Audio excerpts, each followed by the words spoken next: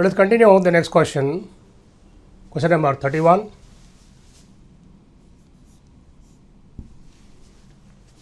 With the following highly basic hydroxide, all the lanthanide hydroxides are given.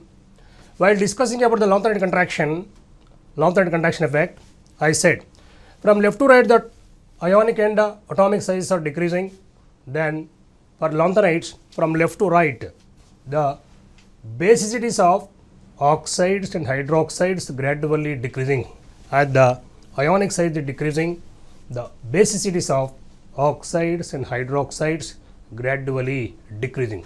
Now you see the options. Option A is actually lanthanum hydroxide is given. Lanthanum is actually very big. Lanthanum hydroxide is given, LaOH taken thrice.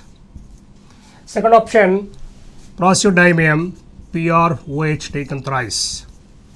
Next, neodymium, NaOH taken thrice. Thus one, lutetium hydroxide. Among these particular, lanthanum is very big in size. Yes, lanthanum is big in size. Therefore, lanthanum to OH bond length is very high. Come to the lutetium. Lutetium is smaller in size. Lutetium to OH bond length is high. Then, whichever is having greater the bond length, the bond energy is less, easily dissociates, easily ionizes. This is what coming to be plus and minus. So, among these particular hydroxides, this particular lanthanum hydroxide, lanthanum is very big in size. Lanthanum to hydroxide, bond length is very high. Therefore, easily ionizable is what? Lanthanum hydroxide, producing more number of OH minus ions. Therefore, answer A is the correct here for 31. A answer is what? A for this particular question. Question number 32. Which of the following produce heavily hydrated ion? So, from according to lanthanide contraction effect, lanthanum to lutetium, the ionic size is decreasing. Among the given, this particular options, first option is given as lanthanum plus 3, second option cerium, third option praseodymium, fourth option lutetium plus 3. Among these three, you can understand lutetium plus is what? Very small in size, lanthanum without big in size. Because the ionic size, the charge density is very thin. So hardly it can accommodate only one layer of water molecules. Hardly 6 or 8 water molecules can be accommodated by this particular lanthanum plus 3. Come to the last option. The fourth option is C, lutetium. Lutetium is what? Very small in size. Then it is having greater charge density. Plus 3 charge density is very high for this particular. You know well, any ion which is having smaller size, greater charge density, it can accommodate more number of water molecules through strong electrostatic force.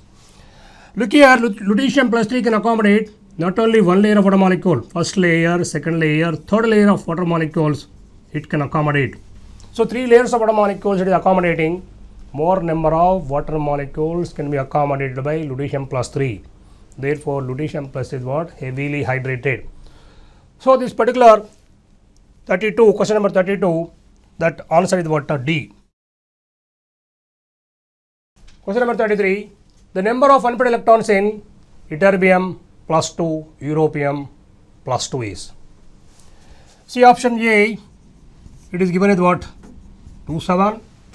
Option B, 70. Option C, 74.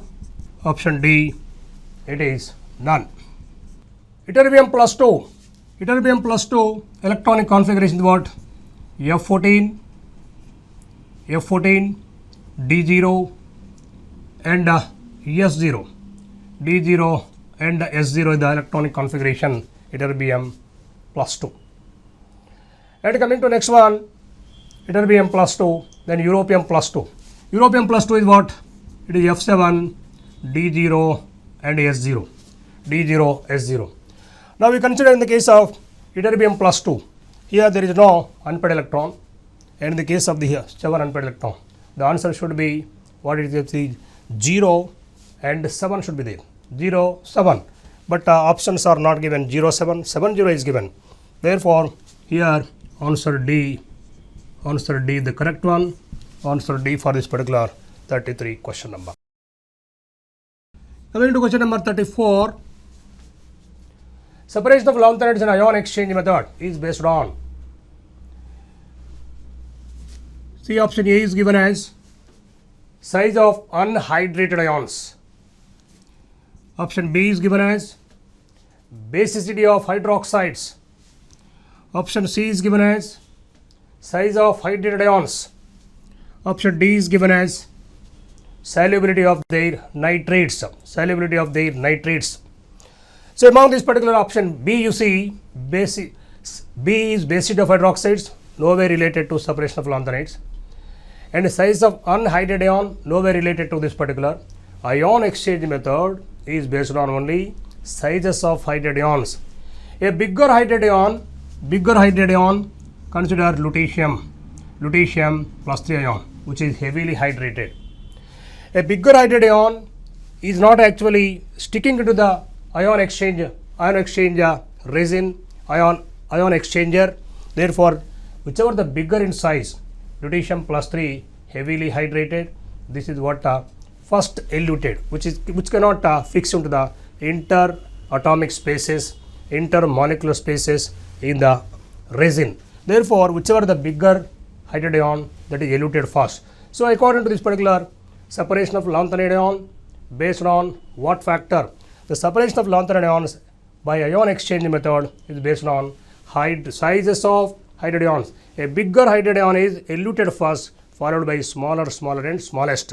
Therefore, on option C the correct answer here. So answer is what? C. Question number 35. Which pair of compounds is expected to show similar color in aqueous medium? Option A is given as what? FeCl3 and ZnCl2. Option B is VOCl2 and cupric chloride. Option C is VOCl2 and ZnCl2. Option D is ZnCl2, MnCl2. Whenever a color of a particular pair of compounds is given, check it which pair is having same number of 100 electrons. Generally, same number of 100 electrons are there, that particular pair can be expected to exhibit same color. Coming to the option B here, VOCl2, vanadium oxidation number coming to be plus 4, and CuCl2 means what? Copper again plus 2. This particular vanadium plus 4 means only D1 electronic configuration, 1 unpaired electron is there. Coming to copper plus 2 means D9, this is carrying 1 unpaired electron, this is also carrying 1 unpaired electron. Therefore, this pair can exhibit more or less identical color. Therefore, question number 35, the answer is B.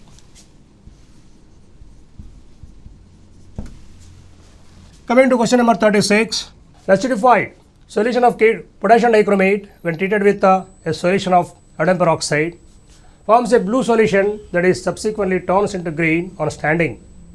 The oxidation states of chromium in the blue and the green solutions are respectively. A very important question, repeatedly, frequently this particular question is coming. Potassium dichromate on reaction with the iron peroxide producing a compound first, that is blue in color. Then again this you are actually keeping the solution like that only. This particular blue colored solution decomposes and again converts into what? A green colored solution. What is the reaction actually taking place in this? Option A is given as, what are the oxidation states of this? I will show the equation and I will explain to you. Option A is what? Plus 6 and plus 6. Option B is what? Plus 3 and plus 3.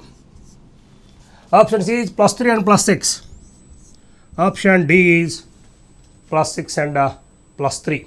These are the options given. First, let us check what is the reaction between potassium dichromate and hydrogen peroxide. Then what is happening subsequently to this particular product produced. See, K2Cr2O7 acidified H2SO4 and hydrogen peroxide. This is the reaction. This particular reaction is carried out in ether solution, ether solvent.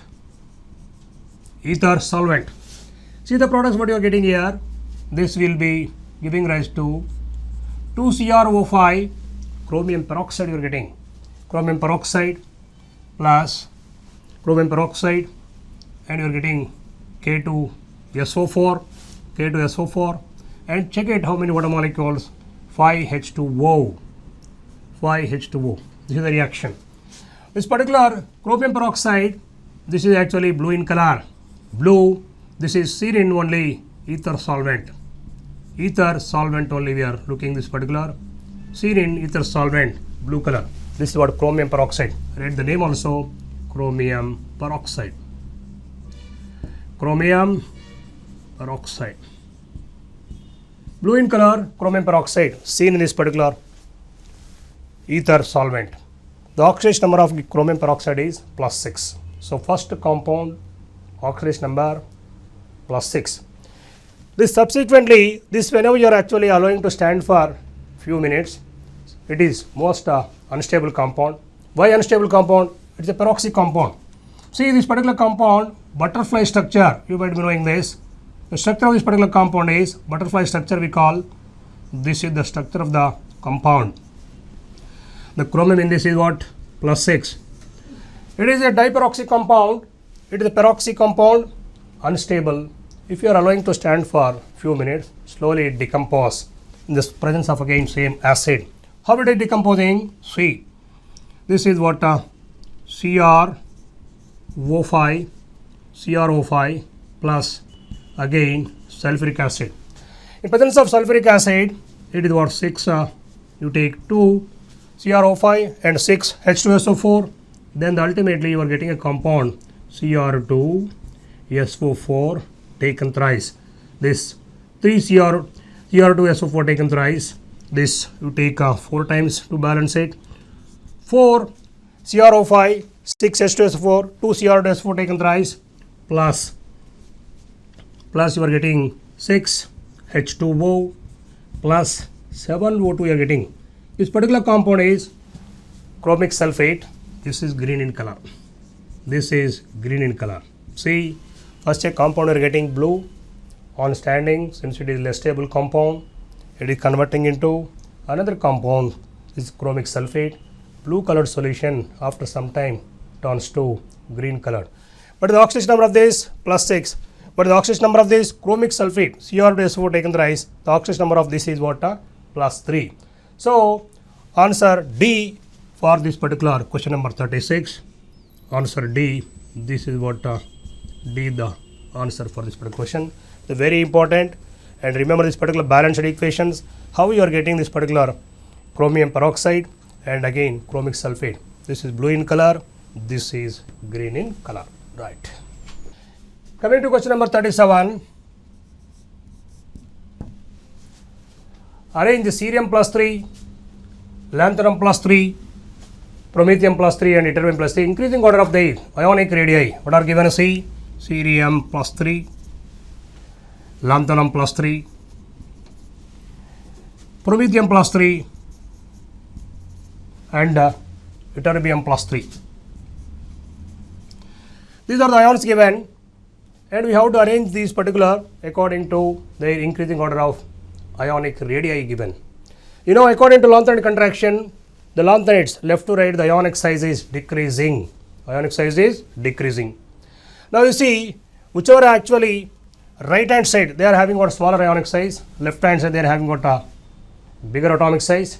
Therefore, which is actually right hand side, let us consider ytterbium +3 smaller in size, then followed by promethium +3, followed by cerium +3 you take, followed by this particular lanthanum +3. This should be the answer. Coming to options, which is the correct option? You see, ytterbium +3, promethium +3, cerium +3 and lanthanum +3. For this particular question 37, that answer A is correct. So answer is what? A. Coming to question number 38. Question number 38. Cerium-58 is an important member of the lanthanoids. Which of the following statements about cerium is incorrect? Now, option A is a common oxidation state of cerium is +3 and +4. Yes, cerium exhibits +3 and +4 commonly. We agree plus 4 is more stable, but both the oxidation states exhibited by cerium plus cerium metal. Coming to option B, cerium plus 4 acts as oxidizing agent. Yes, cerium plus 4 acts as oxidizing agent because cerium plus 4 is actually tendency to take electron, therefore it acts as oxidizing agent, because in comparison to plus 4 oxidation state, often it is exhibiting plus 3 also, therefore it is having the tendency to take electron, yes, acts as oxidizing agent. Coming to option C, the plus 4 oxidation state of cerium is not known in solution. Remember, cerium plus 4 is only stable in the solid state. Whenever cerium plus 4 salt put into aqueous solution, it is easily converts into plus 3. In aqueous solutions, cerium plus 3 is more stable. Therefore, cerium plus 4 oxidation state, cerium is not known in solution here taken. Not known in solution. Whenever you take this particular cerium plus 4, you are putting into water. Cerium plus 4 is actually given water. Which of the following is the incorrect statement? The plus 4 oxidation state of cerium is not known in solution. Whenever a plus 4 salt put into a aqueous solution, plus 4 easily converts into plus 3. Therefore, plus 4 is not well known in aqueous solution for cerium. So, here the option C is the correct. So, answer C.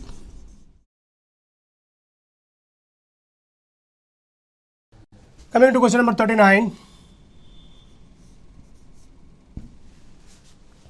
Lanthanide contraction is caused due to A. Appreciable shielding on outer electrons by 4f electrons from the nuclear charge. Second option, the appreciable shielding on outer electrons by 5d electrons from the nuclear charge, and the same effective nuclear charge from cerium to lutetium, and the imperfect shielding of outer electrons by 4f electrons from the nuclear charge. Generally, Lanthanide contraction we talk about. Two factors you have to take in the Lanthanide contraction. One is 1, 2, 3, 4, 5, 6 you take, 6 shells. Lanthanides appear from 6th period, therefore 6 shells are written. What is the actual concept about this particular Lanthanide contraction? This is due to entry of differentiating electrons into 4f orbitals of antipenultimate shell, inner shell they are entering, first point. Second point, due to increase in the nuclear charge by 14 units, see 14 electrons are entering, 14 units of nuclear charge increasing, first point.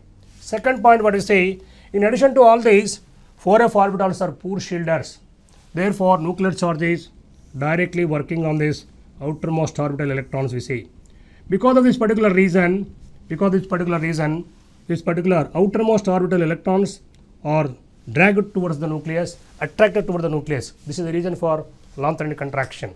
So, coming to this particular option D, the imperfect shielding of outer electrons by 4f electrons from the nuclear charge. This is the correct option.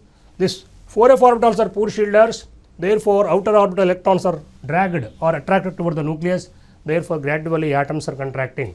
So, here the answer D, we take the correct answer for question number 39, answer is what? D. Coming to question number 40. See, the actinides exhibit more number of oxidation states in general than the lanthanides. This is because, so see, in comparison to lanthanides, actinides exhibit variable oxidation states. Option A is given as the 5f orbitals are more buried than the 4f orbitals. He is saying 5f orbitals are deeply seated. Coming to the second one, there is similarity between 4f and 5f orbitals in their angular part of wave function. That is also not the correct answer for this. Coming to the actinides are more reactive than the lanthanides, and the D option is given as 5f orbitals extend further from the nucleus than the 4f orbitals. So, option D you can consider the 5f orbitals are actually extending more. 5f orbitals are extending more from the nucleus in comparison to 4f orbital. From the nucleus more extending from the nucleus. This is the reason for why these actinides are exhibiting variable oxidation states. Or you consider in comparison to this particular lanthanides, the energy difference between 5f and 6d, 5f and 6d you take. there is a difference between 5f and 6d orbitals is less. 6d orbitals is less. Therefore, electrons easily from s orbitals, d orbitals, f orbitals can be easily involving in the reactions. Therefore, electrons from s, d and f, all the three orbitals easily participating in the chemical reactions. Therefore, the actinides are exhibiting more number of oxidation states in comparison to lanthanides. In general, we say actinides exhibit variable oxidation states, but lanthanides cannot exhibit variable oxidation state. This is the reason any difference between 5f and 6d you take, or 5f orbitals are more extended from the nucleus than in comparison to 4f orbitals. Here, option D is the correct. Coming to question number 41. Question number 41. Larger number of oxidation states are exhibited by actinides than those by the lanthanides. The main reason being A. Option A. 4f orbitals are more diffused than 5f orbitals. B. Lesser energy difference between 5f and 6d between 4f and 5d orbitals. More energy difference between 5f and 6d than between 4f and 5d orbitals, and more reactive nature of actinides than lanthanides. So answers are, these are the answers. What I discussed, the energy difference between, come to the lanthanides and actinides. In the case of actinides, the energy difference between the 5f orbitals and 6d orbitals is less. Therefore, electrons are easily involving from d orbitals and f orbitals in the case of actinides. See, come to the option B there, lesser energy difference between 5f and 6d. Just now I given here the energy difference between 5f and 6d orbitals in lanthanides is less. Therefore, electrons from s orbitals, d orbitals and f orbital. From 3 orbitals easily electrons are entering into chemical reactions. Therefore, these actinides are exhibiting more number of oxidation states. Say, actinides are exhibiting easily variable oxidation states than lanthanides. So, here the answer B is the correct for this particular question number 41.